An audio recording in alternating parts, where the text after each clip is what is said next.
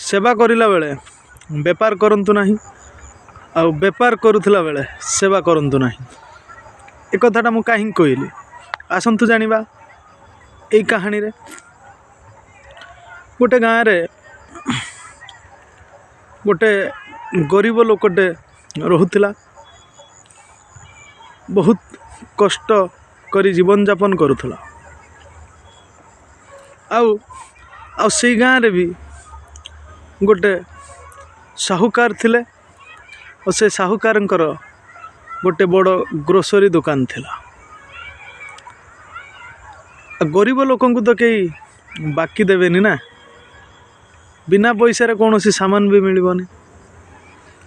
से गरीब लोकटे सबुदिन काम करी जहाँ पैसा आने समस्त सामान सामग्री से सेठ को दुकान लु नहीं परिवार चलाए। एमिति किछि दिन पर हठात से गरीब लोक जनक काम किछि मिललानी। जहाँ रखिथिले ताकू संचय करी ताकू खाई चलिले। 5 दिन 7 दिन पर आउ ना काम मिलुछि ना पैसा अच्छी ना किछि खाइबा सामान सामग्री घरे अच्छी।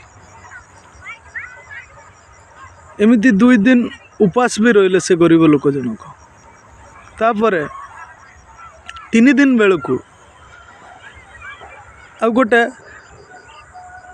2 घंटा पाई जने काम को डाकिले जे कहिले एतिके काम करदे मु 50 टंका देवी। 50 टंका रे कौन हो पार।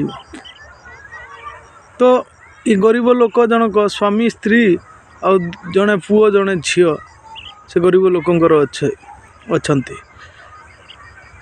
4 जन फैमिली परिवार। तो 50 टंका तो किछि भी नुह। जहाँ भी हो से गरीब लोक जनक से लोकंकर जाए काम करदेला और से 50 टंका से गरीब लोक को देले। और से 50 टंका नहीं सेठ को दुकान को गले। से गरीब लोक जनक 50 टंका नहीं गले। जहाँ आनिबा कथा सबू समस्त जिनस कहीदेले जे चाउल अटा तेल जहाँ से गरीब लोक कम कम करके भी कही 50 टंका हिसाब रे कही 50 टंका रे जेतिके हेई परियो। ये दाऊ हिसाब तो जानी नांती। जेतबले 50 टंकार जिनस समस्त दे सारे से सेठ माने दुकानी जनक ये 50 टंका फेरेले। सॉरी 50 टंका देले। 50 टंका दे सारा पर सेठ तो हिसाब करदेले 20 टंका सर्ट पड़ा। माने 70 टंका रो सामान ए गरीब लोक जनक नहीं आसी देइचंती कही देइचंती। आउ एंक पाखरे 50 टंका अच्छी। तो 50 टंका देले सेठ कहले तो 70 टंका तुमर होची 50 टंका रे मु देई पारिबिनी ताहले 2टा जिनस कम कर दियो। आ से गरीब लोक जनक से सेठ को कहले देखंतु सेठ मु 3 दिन हैला मो छुआ पिला मो स्त्री सह मु भी उपास रही।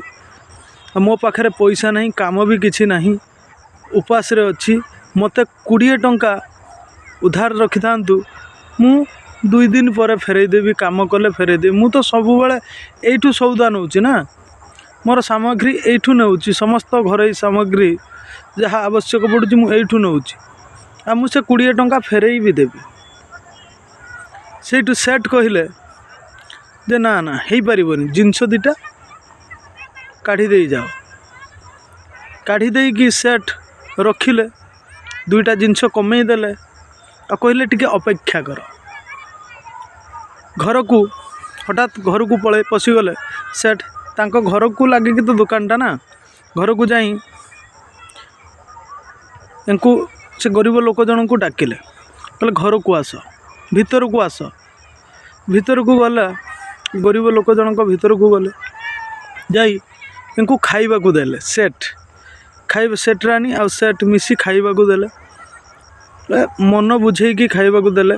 ସେ ଗରିବ ଲୋକ ଜଣକ ପେଟ ପୁରା ଖାଇଲା।